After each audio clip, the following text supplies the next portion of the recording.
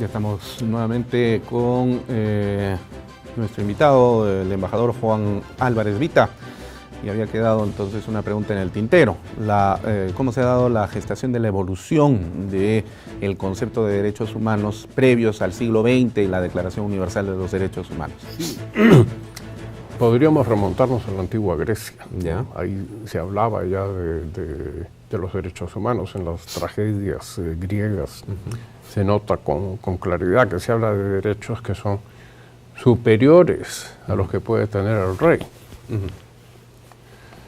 Después, cada cultura ha tenido una concepción bastante similar en todo el planeta. Inclusive las no occidentales. Así es. No solamente ahí, también en África. Ajá.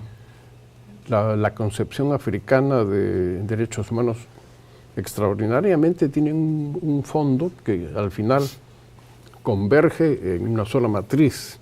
Yo personalmente creo que la evolución de las ciencias filosóficas, en la cual tú eres un experto, pero tienen puntos en común que se van entrelazando.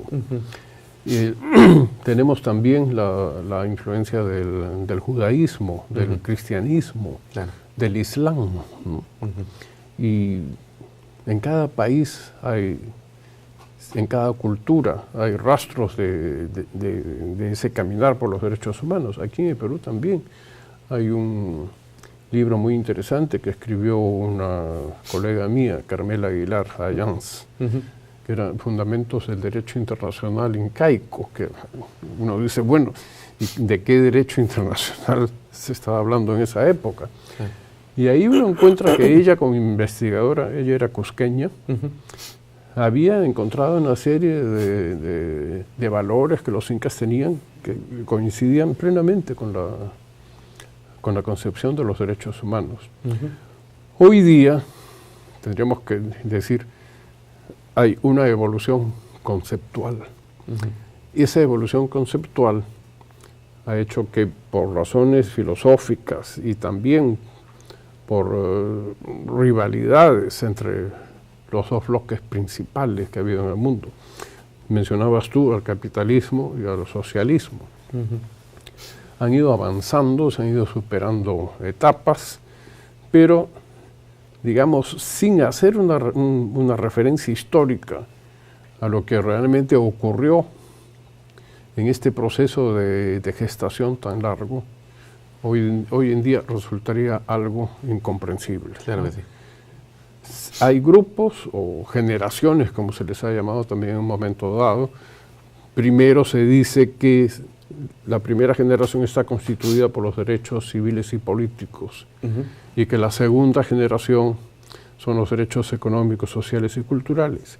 Si uno rastrea históricamente, encuentra que esto no es así, que siempre ha habido una simultaneidad, claro, entre esos dos grupos de derechos. Cuando pasamos a la tercera generación, donde tendríamos que ubicar el derecho al desarrollo, ¿no? El derecho a disfrutar de un medio ambiente ecológicamente sano y equilibrado. Esos son derechos que se les dice que son nuevos, pero en realidad la concepción es nueva, pero el derecho ha existido siempre. Ahora, ahí quisiera yo detenerme para hacer alguna reflexión respecto de la naturaleza misma de lo que se concibe por derechos humanos. Quizás la tradición ha hecho posible de que se comprenda los derechos humanos como una especie de derechos naturales inherentes a toda persona, ¿verdad? Es decir, cada ser humano nace ya con derechos. Como que se encontraran casi desde un punto de vista fenotípico, ¿no? Una identidad de estos derechos con el hombre desde un punto de vista natural. Pero si esto fuera cierto, digamos, claro, el derecho natural tiene esa idea y el justnaturalismo ha sido el que se ha encargado precisamente de dar esta fundamentación, quizás por el momento histórico que se vivió tras la Segunda Guerra Mundial, cuando el positivismo empezaba a avanzar. y el justnaturalismo empezaba ya a retroceder, es que se tuvo esta idea. Pero si fuera cierto, y esta es una pregunta que te formulo, si fuera cierto que los derechos humanos son naturales, entonces hubieran sido protegidos desde siempre, hubieran sido gozados desde siempre, porque, digamos, la lluvia es natural, el crecimiento de las plantas es natural, y todo lo natural ha sido siempre. Pero en el campo de los derechos humanos vemos más bien por el contrario que durante el paso de los siglos en la historia de la humanidad, no siempre ha habido protección y defensa de los derechos humanos, porque además ni siquiera se tenía la idea de lo que era derechos humanos hace varios siglos atrás. Por eso cuando decimos, o se escucha alguna persona que dice que los españoles vinieron a América y cometieron graves crímenes de lesa humanidad y violaron derechos humanos, en realidad esa es una forma de entender un proceso histórico, pero a mi juicio, personalmente, de manera equivocada, porque ¿cómo se puede violar algo que no existía en ese momento? Porque la idea de derechos humanos no existía cuando llegó España a América. Y tan no existía que recién se empieza a formar, pues posteriormente, justamente porque no es natural. Y como no son naturales los derechos humanos, entonces estos van apareciendo progresivamente en la medida en la cual se van dando una serie de luchas que van conquistando estos derechos que se elevan a esa categoría. Por ejemplo, el día de hoy las comunidades LGTBI reclaman como un derecho humano y un derecho natural la posibilidad de casarse, o sea, prácticamente el matrimonio ya se ha convertido en un derecho natural independientemente de los sexos. Pero eso no hubiera sido posible concebirlo en el siglo XIX, por ejemplo, ni siquiera en el siglo XX. Entonces, eso nos da la idea de que los derechos humanos, ya sean de primera, segunda o tercera generación, no han sido naturales, sino más bien son una especie de derechos civiles, como dice, y creo yo muy bien el italiano Paolo Flores de Arcais, son derechos civiles que tienen tal importancia que tienen que estar muy por encima de los otros derechos civiles y alcanzar esta categorización de derechos humanos para protegerlos. Pero siempre van a ir apareciendo otros más en el camino, justamente porque no son naturales. ¿Cuál es tu juicio sobre este particular? Sí. Yo preferiría hablar de un proceso de conceptualización de los derechos humanos. Ya. Es decir, el derecho existe. Que no se haya tenido conciencia de que ese derecho estaba ahí, eso es otra cosa. Ahora, yo recuerdo cuando en la Universidad Católica, aquí en el Perú, el derecho se enseñaba con una base positivista. Así es. A pesar de que se podría pensarse, ¿no? Es una iglesia que una universidad católica. Es una universidad católica y por tanto tendría que fundamentarse en el derecho natural. Así es. Hay detractores hasta el día de hoy, los que aceptan el derecho natural y los que no lo aceptan. Y que también hay un derecho natural no cristiano, no católico, sino racionalista. Pero por supuesto, ese es el fondo de la religión, que yo diría que es común a todas las religiones. Eso es una cosa que también hay que ir abriendo camino, porque se tropieza todavía con mentalidades muy conservadoras que dicen, no, mi religión es la única verdadera y las otras no. Dogmatismo, pues. Sí. Dogmatismo. Pero hay, en una época, eso se ha entendido como algo muy normal. Claro.